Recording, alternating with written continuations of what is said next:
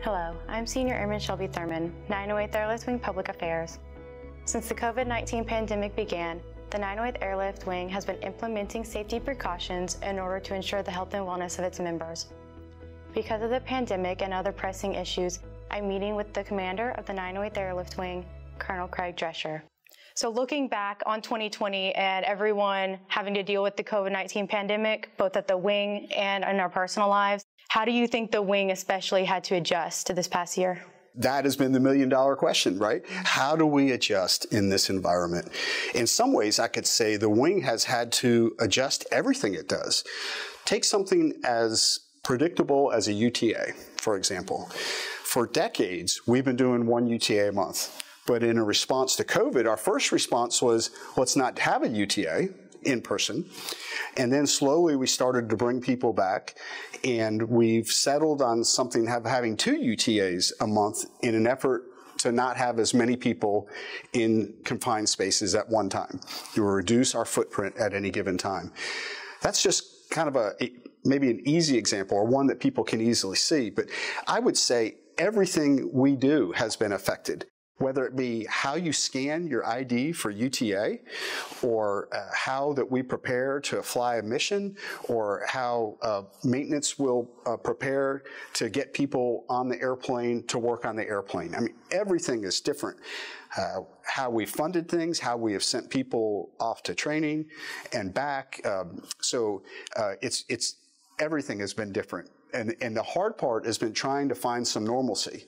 So one thing that all reservists count on is predictability. They want predictability, and they want to know long in advance so they can plan around that. And we have almost taken that completely off the table. And so the hard part has been having to get into a predictable battle rhythm. So it has been constant change and constantly having to reevaluate ourselves and then react to the current situation. So change, I guess, is the big word of 2020. What areas do you think the wing was the most strong in? I would say the resiliency. The ability of the wing to roll with whatever 2020 brought our way. And they have brought plenty. We have had ups and downs in 2020. I just wrote a commentary for the Southern Flyer and talked about how, tragically, we had 4 airmen die this year that were in the 908th. We've fought disease, but yet we have found ways to preserve the force and preserve the mission. And so that resiliency to work through all of that and continue to preserve that force and preserve the mission. And I would say, and when I talk about resiliency, that's what I'm talking about. I think the wing did a great job of being bold, trying new and different things, putting into action, evaluating, see what works, see what doesn't, and then move on to the next challenge. What are some of the areas that you think could use a bit of improvement? Well, that's a question I'm always asking myself. And that's why we have a process improvement office. That's why we have a commander's inspection program. And of course, it's not this commander's inspection program. It's all of the commander's inspection program. We should constantly be evaluating how we're doing, identifying areas that we need some work on, and then addressing that. That should go into how we're resourcing as well. And so the commanders constantly hear that from me. I would say 2020 exposed a weakness that I knew we had, and it became a glaring weakness, and that is our processes in the wing. Not a topic I think a lot of people want to talk about. It may not be too appealing, because it's things like, how do we process performance reports or orders? It's some areas that is kind of the mundane admin that we have to do, but we need to do it well. And 2020 exposed that our processes in many areas are weak.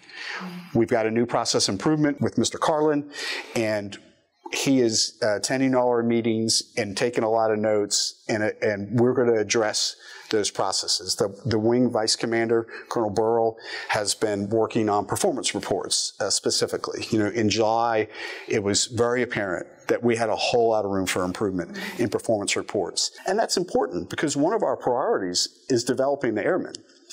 And it's hard to develop that airman if we're not paying attention to performance reports and getting them done, making sure they're accurate. We're pointing out when the airmen are doing well, and also pointing out when maybe we have some room for improvement. But those need to be done in a timely fashion so they can help the airman's career move along in part of developing the airmen. So processes, it became apparent that we were weak, and that took away some of our agility. And we needed to have that agility as we reacted to the many changes that we talked about in 2020. What are the Wing's top priorities for 2021? Everyone has to be ready to deploy in 2021.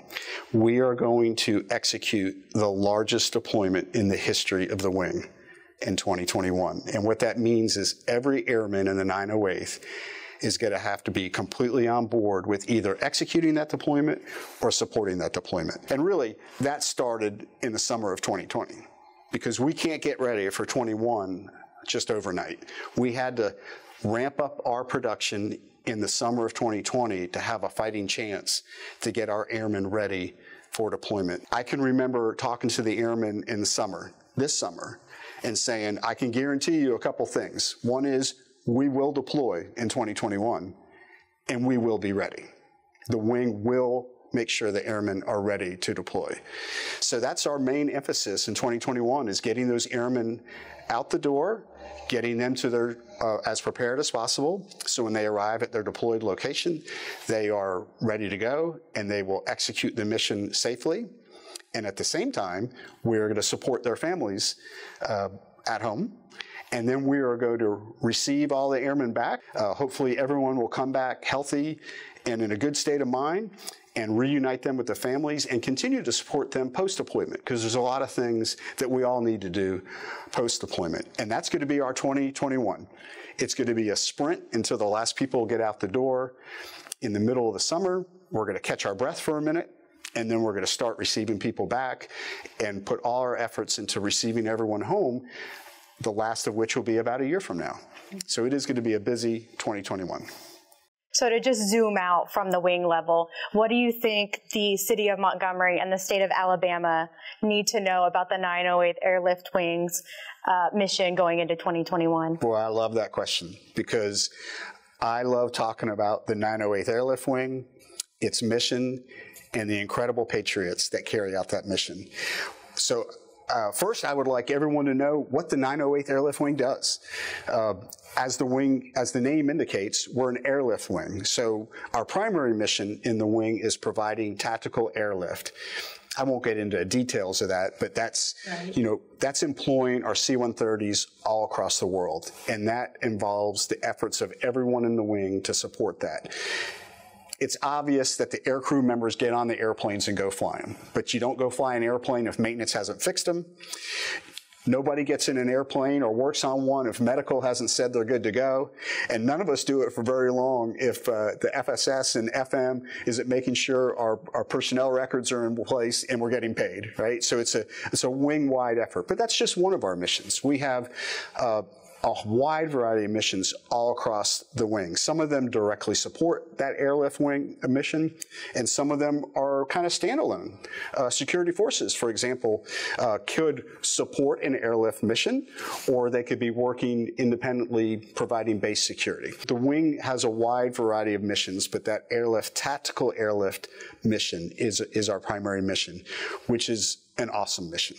It's like no other in the Air Force. And what I learned when I joined the 908th, and was my first experience in the Air Force, coming from another service and coming from a career field that was completely different. Tactical airlift is a unique mission, and the people who execute tactical airlift are unique people. One of the things most people in the area might not realize is when we provide or execute an airlift mission, we are supporting customers. Those customers have asked for airlift through the DoD system, through Transcom, who vetted it, and if involved airlift, they asked AMC to provide the airlift. And AMC uses their active duty forces. They use the Air National Guard forces and the Air Force Reserve forces to support an airlift mission. That customer could be the Army jump school over at Fort Benning, which we support regularly. It could be a Navy unit that required some airlift. Anyone in the DoD that we're supporting.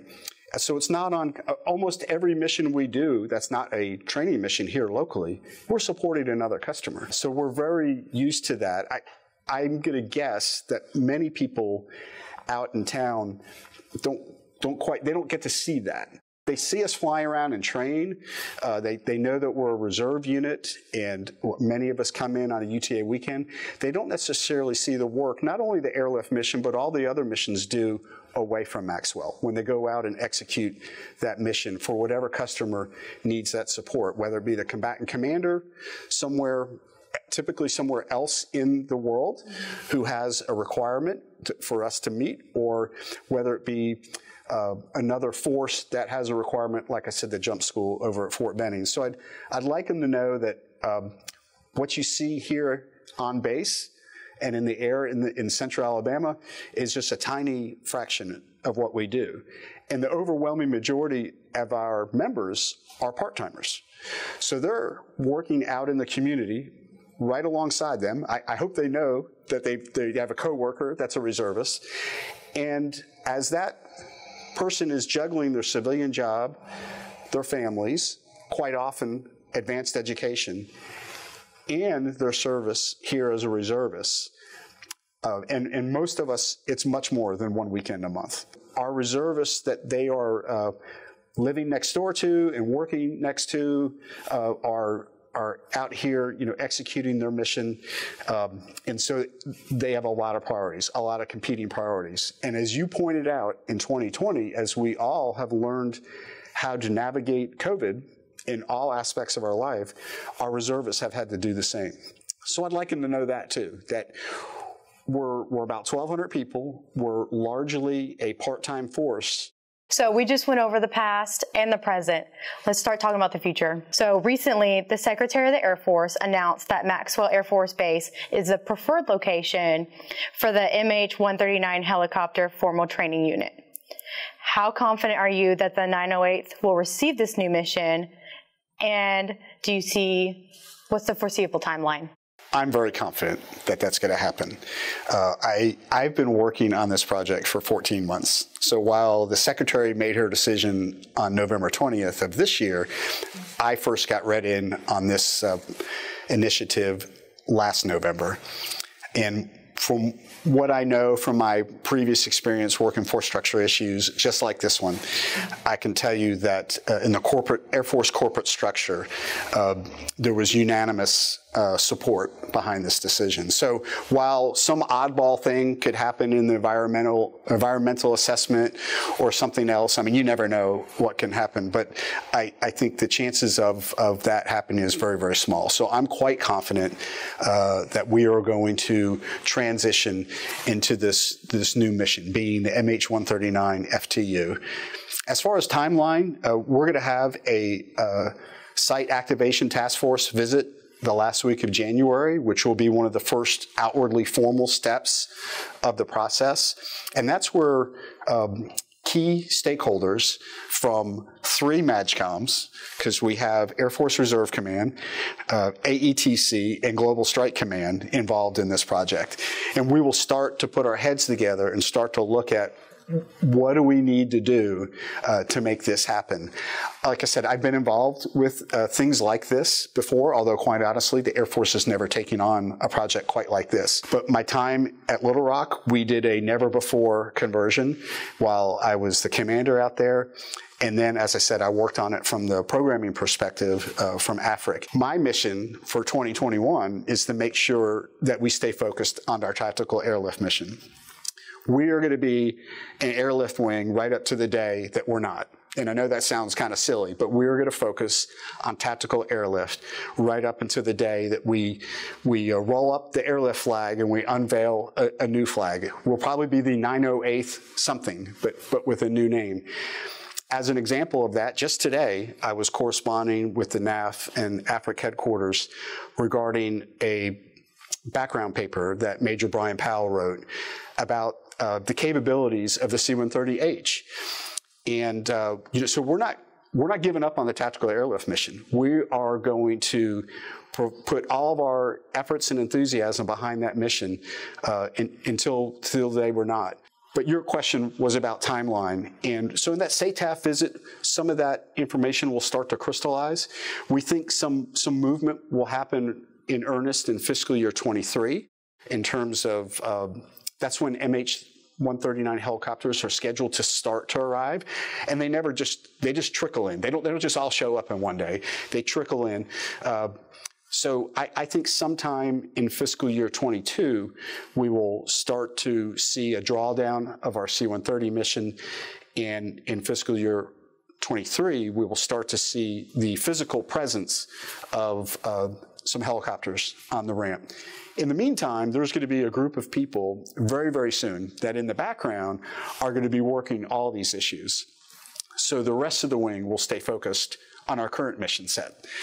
And this small group of people will be working on all the many, many factors that go into moving those grains of sand and moving that desert from one place to the other.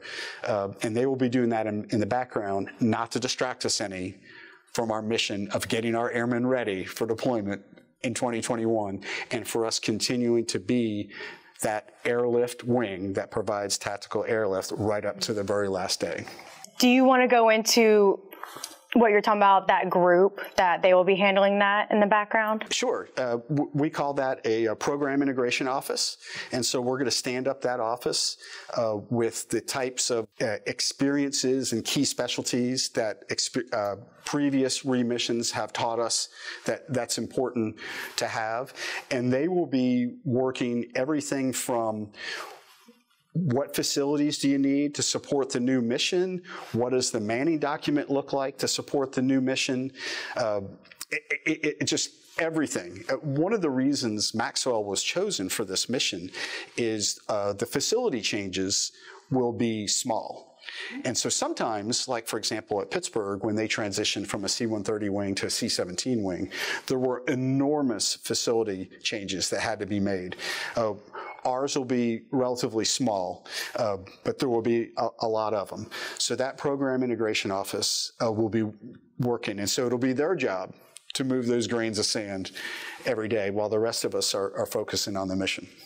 How will this new mission be beneficial to the 908th? For some of us, it's going to require us to get over some emotions. I will readily admit that is sad. That is sad to think about that. In the long run, I think this is going to be great for the health of the wing and of Central Alabama. This is a great place to have not only a military mission, but a military flying mission. I say that because of the great support that the river region and all of Alabama provides to all of their military units. And the Air Force certainly recognizes that. Great for a flying mission because of the way this airfield and all the resources we have on this airfield support flying, and in the local area, how it supports flying as well. For helicopter flying, the Army has, down at Fort Rucker, a huge helicopter training complex. So when it comes to the Department of Defense, and you talk about helicopter training, Alabama is going to be the main hub of military helicopter training. And so I think it's going to be neat for the wing in that respect. But it's going to be a lot of adjustments. In maintenance and operations, for example, we're not going to have nearly the number of deployable UTCs that we have now. You asked about our current mission. Our primary objective is to fill UTCs with trained airmen so they can deliver that combat capability all across the world. Well, for a lot of our airmen, they're going to transition to where that's not going to be their job. Their job is going to be to train students to fly the MH-139, maintain the MH-139 out across the world, mostly in this country, for Global Strike Command. So it's going to be a shift, and the battle rhythm is going to change. There's going to be more of a full-time presence than we have now, because it's going to be more of a 5-day-a-week, sometimes 7-day-a-week operation, whereas now, as you know, we have a very small full-time footprint here every day, and we grow very large for UTA. It'll be more of a constant during the day, but that battle rhythm may be really conducive to other aspects of one's life.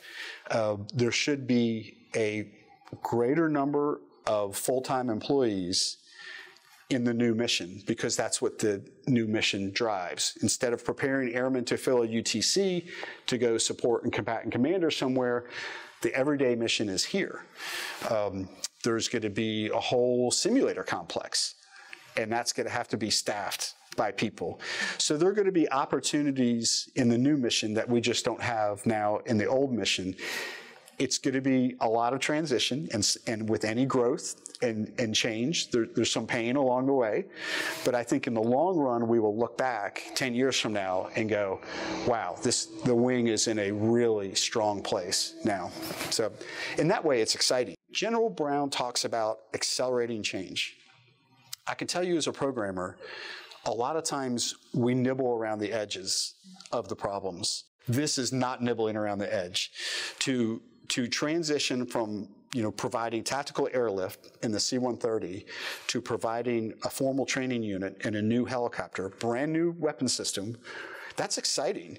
But that is the kind of change I think General Brown is talking about. And I think that's the kind of change he's trying to institute all across the Air Force. General Shelby likes to talk about an Air Force Reserve Command. We provide 20% of the combat capability with only 3% of the budget. In other words, when you look to Air Force Reserve Command, you get a lot of bang for your buck. I can see the 908th in the new mission, and we've always done that. But in the new mission, I think it's going to be really apparent that the reservists have the capacity to deliver that bang for their buck as we execute that new mission. And again, I think that's exciting. I'm glad that we're accelerating change instead of just nibbling around the edges. I'm a little sad that we're going to walk away from the tactical airlift mission, but we're going to go to a new mission. And I bet 10 years from now, we'll be talking about how excited we are of all the many positive new things that the 908th currently does. I feel like you kind of addressed this in answering your previous question, but I just want to make sure that we really go over it again, because many of the members are pretty concerned that this new mission may adversely impact their careers. Could you just address that? Thank you for asking that, because I do want to specifically address that, because that's very, very important. I can tell you, as I said, I started working this in November of 19, and all the way to the top with conversations with General Shelby, Major General Jensen, Major General Healy, what about the people? How do we do this to not negatively impact careers? This is where I can tell you from firsthand experience, so what I went through at Little Rock and then again as a programmer, AFRIC is pretty strong about the processes it has in place to handle this. Whether it be a full-time employee, either ART, AGR, civilian, a part-time, TR, there are mechanisms in place to make sure that we are addressing the needs of each and individual airman, so that if they're not involved in the new mission, we help them find a soft place to land, and to make sure that their career progression is not interrupted along the way. General Shelby called me the afternoon of the 19th of November this year, right before the Secretary's announcement, to reinforce his pledge to make sure that he will do everything in his power to make sure our airmen are well taken care of. Major General Healy, our NAV commander, echoes the same sentiments. He's actually working on some kind of guidance that we could actually hand to the members and say, hey, this is our pledge to you. That's how serious that we take this. So we want to make sure our airmen know when they're out executing our mission, as we've said, 2021 is a big year. A lot of our airmen are going to be out. We don't want them worried about what it's going to be like when we come home. All right? We want them to feel confidence that you're gonna come home and you're gonna be well taken care of, and you have the pledge of your whole chain of command to make sure that we do that. So I'm really glad you asked that, because that has been a very, very important topic along the way. That was one of the reasons I was really glad that I was brought in early on. Ordinarily, you wouldn't bring a wing commander in, but because of my programming experience, I have professional relationships from my previous jobs with General Scobie and General Healy. They trusted me, and they really wanted input on, tell me how you think this will affect the people. So it's been their concern from day one. We want to help each and every airman everywhere we can. By the way, I think we're going to have a lot of really great opportunities here in the 908th. For some people, it's going to mean transitioning to something different. For example, if you're a C-130 pilot, I'm not going to be able to offer you a position being a C-130 pilot in the 908th, but I'm probably going to be able to offer you a position being an MH-139 pilot in the 908th. But if you want to be a C-130 pilot, we're going to help you find a place you can land, maybe up the road at Dobbins and be a C-130H pilot, maybe down the road at Keesler and be a C-130J pilot. That's what I'm talking about, AFRIC being able to support all of our airmen and find a place. We're uniquely positioned here at the 908th. If you look at the geography, in a pretty easy drive, around 3 hours or less, you can get to Keesler, you can get to Atlanta in Dobbins, and you can get to our headquarters in Warner Robins. And if airmen want to expand even further, we can help them with that as well. That's good that y'all are willing to really want to find those options for people. It shows that you really do care about the people who are vital for the mission. I'm sorry, I want to interrupt you. I wouldn't say willing, I would say insistent. It is a top priority. It's not just, oh, I might do this. It's a top priority, no doubt about it. In closing, sir, on behalf of the 908th Airlift Wing, thank you so much for taking the time and the effort to really meet with me today so that you can address the issues and concerns for the other members. Well, thank you. This was a late request by me, and I appreciate you for your flexibility to get here today and the whole PA team to put this together, because we want to get the word out, right? We want to get the messaging out, make sure our airmen know what's coming up. I'm very grateful you asked the question about airmen and their careers, because that's really one of the most important messages that we want to get out there. And due to COVID, we don't get as many opportunities to meet with the airmen face to face. I miss getting my salad at the salad bar and sitting at a table of airmen during a UTA lunch. I'm glad that you all could put this together, and hopefully we can get the message out to our most valuable resource, which of course is our airmen, the great patriots that volunteer to serve their country, and they do it right here in the 908th Airlift Wing. So thanks for the opportunity to do this. And Merry Christmas to everyone. Thank you, sir. You too. I'd like to thank everyone for watching, and if you have a question for the commander, you can reach out to us on the 908th Airlift Wing page, or on our Facebook page, or in our mobile app.